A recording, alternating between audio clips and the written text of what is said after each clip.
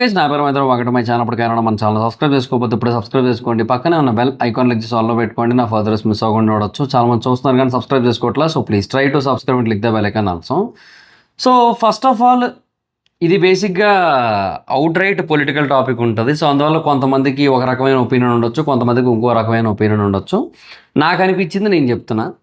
So Pawan Kalyan గారు versus Vijay దళపతి గారు, ఇది బేసిక్గా ఇప్పటి నుంచి కాదు ఎప్పటి నుంచో మనం చూస్తున్నాం. దళపతి విజయ్ గారు రాజకీయాల్లోకి వచ్చినప్పటి నుంచి కూడా ఈజ్ అనదర్ పవన్ కళ్యాణ్ అని, లేదంటే ఈజ్ ఫాలోయింగ్ పవన్ కళ్యాణ్ అని, కాపీయింగ్ పవన్ కళ్యాణ్ అని, ఇట్లాంటి కొన్ని మాటలు వచ్చినాయి మన దగ్గర, ఎస్పెషల్లీ మన రాష్ట్రాల్లో, తెలుగు రాష్ట్రాల్లో. కాకపోతే ఏంటంటే రిజల్ట్ మటుకు క్వైట్ డిఫరెంట్ అయితే ఉంది. అండ్ ఆయన చాలా పెద్ద విజయాన్ని సాధించాడు. ఇప్పుడు ఆయన సీఎం కూడా అయిపోయాడు. అండ్ అయిపోయిన వెంటనే కొన్ని మంచి నిర్ణయాలు కూడా తీసుకుంటున్నాడు. ఇండస్ట్రీకి బాగా సపోర్ట్ చేస్తున్నాడు. మొదటి రోజు అంటే ఒక వారం రోజుల వరకు 5 షోస్ వేసుకోవచ్చు అని చెప్పి పర్మిషన్ ఇచ్చాడు. సో అంతకుముందు 4 షోసే ఉండేది. అది దానికి ఎటువంటి జీవో ఏం అవసరం లేకుండానే 5 షోస్ వేసుకోవచ్చు అని చెప్పాడు. ఇంకా ప్రైసింగ్ గురించి ఏం చెప్పలేదు. మేబీ అది కూడా ఫర్దర్గా ఏమైనా మార్పు అయితే రావచ్చు. దాంట్లో కూడా దానికి కూడా సపోర్ట్ అయితే చేస్తారు. అండ్ అలాగే ఫార్మర్స్ యొక్క లోన్స్ ఏవైతున్నాయో సుమారుగా 11,40,000 మంది ఫార్మర్స్ యొక్క లోన్స్ ఏవైతున్నాయో అవి కూడా అతను క్లియర్ చేశాడు. సో గవర్నమెంట్ ఆ లోన్స్ పే చేస్తుందని చెప్పాడు. అంటే బర్డెన్ పెరుగుతోంది గవర్నమెంట్ మీద. ఇంక 200 యూనిట్లు కరెంట్ ఫ్రీ ఇవన్నీ ఉన్నాయి, అవి ఎలాగో ఉంటూనే ఉన్నాయి. సో అంతా ఓకే, బాగానే ఉంది. కాకపోతే ఏంటి అంటే ఆయన ఆయన అంటే ఏమో ఎక్కడో ఇప్పటికీ కూడా ఒక క్వశ్చన్ మార్క్ అయితే ఉందన్నమాట. దళపతి విజయ్ ఒక అంటే అక్కడ తమిళనాడు రాజకీయాల్లో ఎంజీఆర్ గారు, జయలలిత గారు క్రియేట్ చేసినంత ఇంపాక్ట్ క్రియేట్ చేయగలరా అని. అంటే గెలిచారు, గెలవడం ఈజ్ ఫైన్, బట్ మళ్ళీ ఒకవేళ ఈసారి రిజల్ట్ బాగా రాకపోతే మళ్ళీ నెక్స్ట్ టైం ఇంకొకరికి ఇస్తామంటారు కదా. సో అట్లాంటి పరిస్థితి ఉంది కాబట్టి అందుకని చూడాలి మనకి ఏంటో పరిస్థితి. సో మనోళ్ళు బేసిక్గా కొంచెం అండర్ ఎస్టిమేట్ చేశారు, నేను చేశాను కానీ, బట్ డెఫినెట్గా ఆయన ఎప్పటి నుంచో కొంచెం బాగా అన్ని మంచి సేవా కార్యక్రమాలు ఇవన్నీ కూడా చేస్తూ బాగా పేరు తెచ్చుకొని ఉన్నాడు. సో గెలిచాడు, అంతా అయిపోయింది. సో ఇప్పుడు ఆయన గెలుపు గురించి పవన్ కళ్యాణ్ గారు చేసిన ఒక కామెంట్ తమిళనాడులో కాంట్రవర్సీ అవుతుంది. సో అసలు ఆయన ఏమన్నారు అండ్ దాని వెనకున్న మీనింగ్ ఏంటి, ఇంటెన్షన్ ఏంటి, అండ్ వాళ్ళు ఎందుకు అట్లా తీసుకున్నారు, ఇవన్నీ కూడా కొంచెం క్లియర్గా అర్థం చేసుకునే ప్రయత్నం చేద్దాం. So first of all Pawan Kalyan garu అన్నది ఏంటో చూద్దాం. పవన్ కళ్యాణ్ గారు ఏమన్నారంటే, తమిళనాడు పాలిటిక్స్ని చూస్తే నాకు అసూయ కలుగుతోంది నాకు. అంటే జస్ట్ ఫ్లెక్సీలు పెట్టి అవి చేస్తే సీఎం అయిపోయారు అక్కడ. నేను 15 ఏళ్ళుగా రోడ్లు పట్టుకొని తిరిగాను, బట్ అయినా కూడా నాకు రాలేదు. సో అక్కడ రాజకీయాలు అవన్నీ కూడా నాకు బాగా అంటే డిఫరెంట్గా అనిపించింది. అండ్ నాకు జలసీగా ఉంది నాకు ఇప్పుడు చూసిన తర్వాత. సో అని చెప్పి చెప్పారు అనమాట. ఆయన బేసిక్గా ఈ మధ్య కొంచెం క్లియర్గా ఉన్నారు. ఆయన ఏమంటే నన్ను ఆయన్ని కంపేర్ చేయొద్దు, ఎందుకంటే నేను ఒంటరిగా పోటీ చేశాను, చేసిన తర్వాత కూడా నాకేమీ రాలేదు కదా, 2 చోట్ల ఓడిపోయాను కదా. సో కంపేర్ చేయకూడదు, అక్కడ రాజకీయాలు వేరు ఇక్కడ రాజకీయాలు వేరు అని చెప్పారు. తర్వాత ఇంకొకటి కూడా చెప్పారు, అదేంటంటే అక్కడ ఫ్యాన్స్ అంటే ఫ్యాన్సే, ఇంకా యూనిటీ, ఇంకా దళపతి విజయ్ గారి ఫ్యాన్స్ అంటే ఇంకా ఇంకేం ఆలోచించుకొని ఓట్లేస్తారు. మన దగ్గర ఏంటంటే నిన్ను ఇష్టపడతాం, ఫ్యానిజం చేస్తాం, కానీ ఓటు విషయానికి వచ్చేసరికి మా క్యాస్ట్ ఓడికి వేస్తాం అన్న ఒకటి ఉంటుంది. సో అది మన దగ్గర ఉంది, ప్రాంతాన్ని బట్టి క్యాస్ట్ని బట్టి ఓట్లు వేసేది ఉంటుంది, అన్నీ కూడా జరుగుతూ ఉంటాయి, దానికి మనం ఏం చేయలేము, ఇక్కడ పరిస్థితులన్నీ కూడా మారుతున్నాయని చెప్పి ఆయన చెప్పారు. సో ఆయన ఇప్పుడు ఏదైతే ఆ జలసీ అన్న పాయింట్ చెప్తే ఆయన చాలా క్యాజువల్గా నవ్వుతూనే చెప్పారు, ఆయన ఏమీ సీరియస్గా ఏమీ చెప్పలేదు. అండ్ అక్కడ కటౌట్లు చూసి అవి చూసి ఓట్లు వేసారు అన్న దానికి బేసిక్గా ఇప్పుడు తమిళనాడులో చాలామంది ఫీల్ అవుతున్నారు అనమాట. అంటే వాళ్ళ అభిప్రాయం ఏంటంటే దళపతి విజయ్కి బేసిక్గా అక్కడ పీపుల్ ఓట్లు వేసింది నార్మల్గా కాదు, అంటే ఏదో హీరో కదా అని చెప్పి ఓట్లు వేసేయలేదు. వాళ్ళ అభిప్రాయం ఏంటంటే ఇది. సో దళపతి విజయ్ ఎన్నో ఏళ్లుగా, తను ఒక 26-27 ఏళ్ల వయసు నుంచి ఇండస్ట్రీకి వచ్చిన కొత్తలోంచి కూడా ఎన్నో సేవా కార్యక్రమాలు చేస్తూ వచ్చాడు. చాలా విషయాల్లో తమిళనాడు ప్రజలకి దళపతి విజయ్ అంటే చాలా ఇష్టం, చాలా ఓన్ చేసుకుంటారు, కనెక్ట్ అవుతారు, ఇవన్నీ కూడా ఉన్నాయి. ఈ బేసిస్ మీద అతనికి ఓట్లు వేశారు. ఈవెన్ 1996 టైంకి గనక రజనీకాంత్ గనక ఒకళ్ళు ఎలక్షన్స్లోకి వచ్చుంటే ఆయనే గెలిచేసిన యాక్చువల్లీ అన్న పాయింట్ కూడా ఉంది. ఒకవేళ ఆయన గెలుచుంటే ఇప్పటి వరకు ఆయనే కంటిన్యూ అవునేమో అన్న ఒక పాయింట్ కూడా ఉంది యాక్చువల్గా.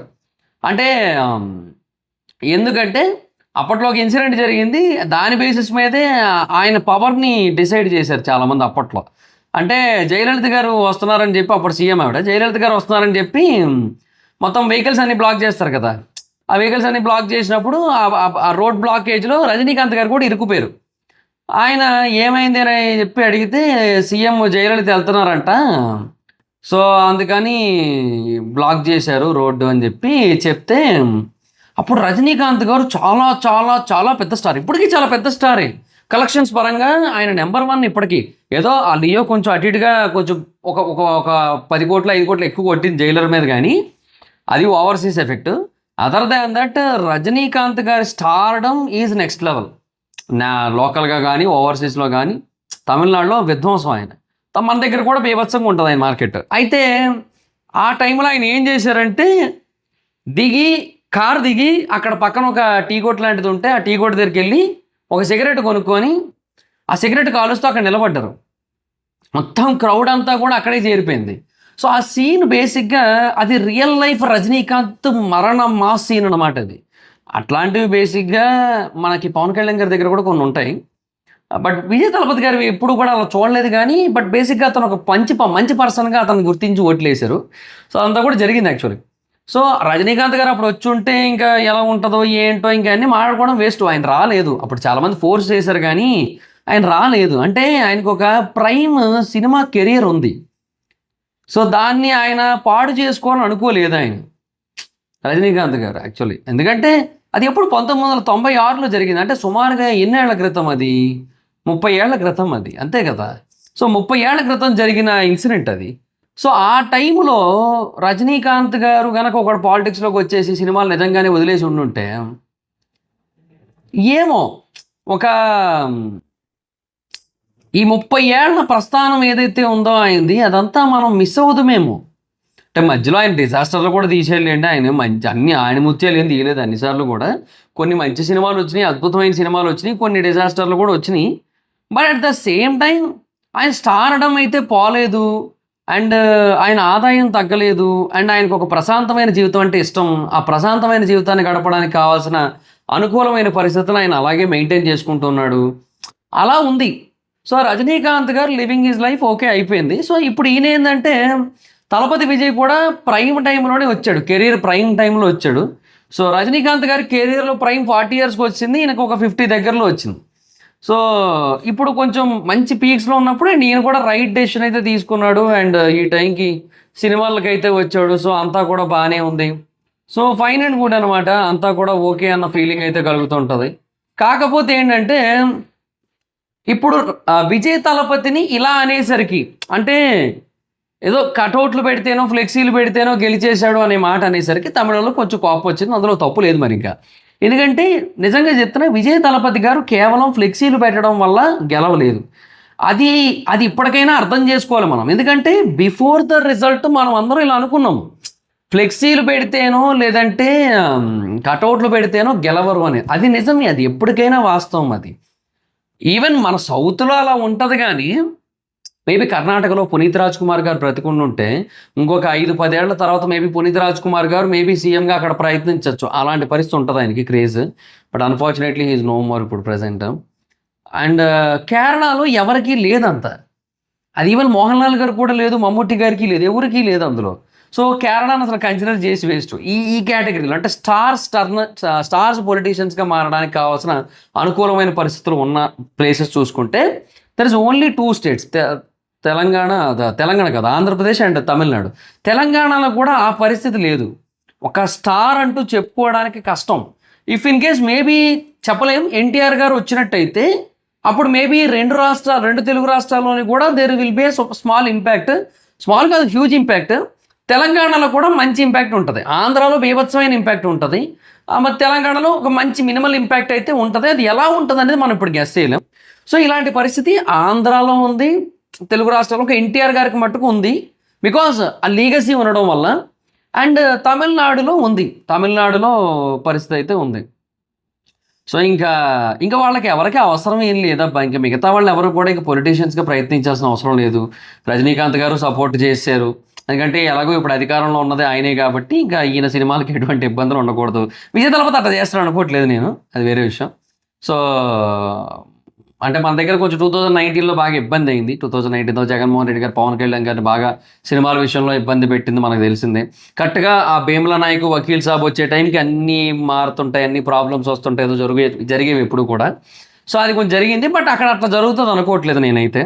So what ever it is, మొత్తానికి అక్కడ ఆయన గెలిచిందైతే కేవలం ఫ్లెక్సీల వల్ల అయితే కాదు, కటౌట్ల వల్ల అయితే కాదు.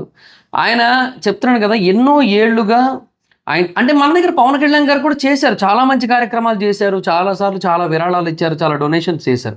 బట్ తలపతి విజయ్ చేసింది ఏంటంటే గ్రౌండ్ లెవెల్ వర్క్.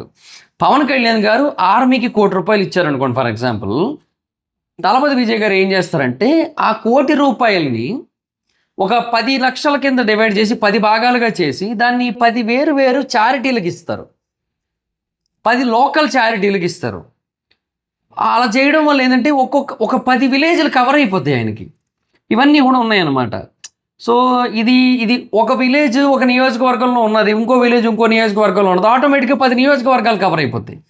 ఇట్లా చేశాడు ఆయన. కొంచెం ఆయన తెలివిగా చేశాడా లేదంటే ఆయన ఒకప్పుడు ఇంటెన్షనల్గా కాకపోయినా మంచి చేయాలనే ఉద్దేశంతో చేసింది ఇప్పుడు ఆయనకి హెల్ప్ అయిందా ఏంటనేది మనకు తెలియదు. కానీ యాజ్ ఆఫ్ నవ్ అయితే మాత్రం ఇది పరిస్థితి. సో ఆయన అయితే మటుకు సక్సెస్ఫుల్గా ఇప్పుడు అనుకున్నవన్నీ కూడా సాధించుకునేటట్టుగా ఆయన సీఎం అయితే అయిపోయాడు. ఇప్పుడు జననాయకన్ రిలీజ్ ఉంటుంది, జూన్ 19న రిలీజ్ ఉంటుంది. సో ఇంకొక నెల రోజులు కూడా లేదు జననాయకన్ రిలీజ్కి. జననాయకను ఆల్రెడీ అందరి మొబైల్స్లోనే ఉంది ఫోను సినిమా, ఆల్మోస్ట్ చాలామంది చూశారు. కానీ స్టిల్ ఆ సినిమా కొడతది బాక్స్ ఆఫీస్ దగ్గర, కోత చూస్తారు. ఖచ్చితంగా చెప్తున్నా, 600 కోట్లకు ₹1 తగ్గదు అది. ఎంత రీమేక్ అయినా, ఎంత లీక్ అయిపోయినా, ఎంతమంది చూసినా మొబైల్స్లో అది తగ్గదు అది. సో అలాంటి యూఫోరియా ఉంటుంది అక్కడ. ఎస్పెషల్లీ అది హిందీలో కూడా గట్టిగా ఆడుతుంది డెఫినెట్గా. హిందీ వాళ్ళకి భగవంత్ కేసరి ఎలాగ అంత ఐడియా లేదు కాబట్టి హిందీలో గట్టిగా ఆడుతుంది జననేత అన్న పేరుతో. ఎందుకంటే ఆయన సీఎం అయిపోయాడు ఏకంగా, ఇంక ఇప్పుడు ఎవరు చూడకుండా ఉంటారు, అది మరి సిచ్యువేషన్. సో అది నాకైతే వాళ్ళకి అది నచ్చలేదు. బట్ పవన్ కళ్యాణ్ గారు చెప్పిన ఇంటెన్షన్ ఏంటి అంటే, ఒకటి ఇప్పుడు ఏంటంటే ఆయన ఏదో ఫన్ చేస్తూ అలా మాట్లాడుతున్న టైంలో జనరల్గా చెప్పారు ఇంకా ఇట్లా జరిగింది అక్కడ అని చెప్పి. సో అది దాన్ని అంత సీరియస్గా తీసుకోవాల్సిన అవసరం లేదు. కాకపోతే ఏంటంటే పవన్ కళ్యాణ్ గారిని బేసిక్గా వాళ్ళు కొంచెం సీరియస్గానే తీసుకుంటారు. ఎందుకంటే బీజేపీ తమిళనాడు క్యాంపెయినింగ్లో కానీ వాటిలో కానీ కొంచెం యాక్టివ్గా పార్టిసిపేట్ చేస్తారు పవన్ కళ్యాణ్ గారు. అండ్ ఏందో తమిళనాడు వాళ్ళు కూడా మన దగ్గర రాజకీయాలని ఎస్పెషల్లీ పవన్ కళ్యాణ్ గారి విషయంలో బాగా ఫాలో అవుతారు. మరి అంతే మరి. సో అది సిచ్యువేషన్. సో ఆయన అన్న దాంట్లో సీరియస్నెస్ అయితే కనబడలేదు కాబట్టి జస్ట్ జోవియల్గా కాబట్టి మాట్లాడు. కాకపోతే ఏమంటే ఇంకా ఒక స్టేట్ సీఎం కదా, సో ఆటోమేటిక్గా ఇట్లాంటి సిచ్యువేషన్ వస్తుంది. సో పవన్ కళ్యాణ్ గారు ఇలా అనకుండా ఉండాల్సిందేమో అనిపించింది నాకైతే. అంటే లైక్ కటౌట్లు ఫ్లెక్సీలు వాటి వల్ల గెలిచేశారు అన్నట్టుగా అనకుండా ఉండాల్సిందేమో అనిపించింది. సో వాటిని చూసి ఓట్లు వేసారు, వాటిని చూసి గెలిపించారు అనకుండా ఉండుంటే అయిపోను. అంటే అక్కడ రాజకీయాలు చాలా సింపుల్గా అయిపోయింది. 2 ఏళ్లలో సీఎం అయిపోయారు. అక్కడ రాజకీయాలు చూస్తా నాకు బాగా అనిపించింది, ముచ్చటేసింది, జలసీ అనిపించింది. అలా చెప్తే ఓకే, అది ఫైన్ అండ్ గుడ్, అది డిఫరెంట్ స్టోరీ. ఇలా చెప్పడం వల్ల కొంచెం వాళ్ళకి నచ్చలేదు అంతే, అది మరి సిచ్యువేషన్. సో దాట్స్ గైస్, ఇది వీడియో. మీ అభిప్రాయం ఏంటి దీని మీద అనేది కింద కామెంట్ సెక్షన్లో చెప్పండి. వీడియో మీకు నచ్చితే లైక్ చేసి వీడియోని షేర్ చేయనప్పుడు కారణం మన ఛానల్ సబ్స్క్రైబ్ చేసుకోకపోతే ఇప్పుడు సబ్స్క్రైబ్ చేసుకోండి. పక్కనే ఉన్న బెల్ ఐకాన్ క్లిక్ చేసి ఆల్లో పెట్టుకోండి, నా ఫర్దర్ మిస్ అవ్వకుండా చూడొచ్చు. చాలా మంది చూస్తున్నారు కానీ సబ్స్క్రైబ్ చేసుకోవట్లేదు. So please try to subscribe, click the bell icon also. నా ఇన్స్టాగ్రామ్ ఐడి ఎవరి మీద అక్కడ వచ్చి ఫాలో వచ్చి. థ్యాంక్ యూ సో మచ్ బాబా. మీటర్ నెక్స్ట్ వీడియో. బాయ్.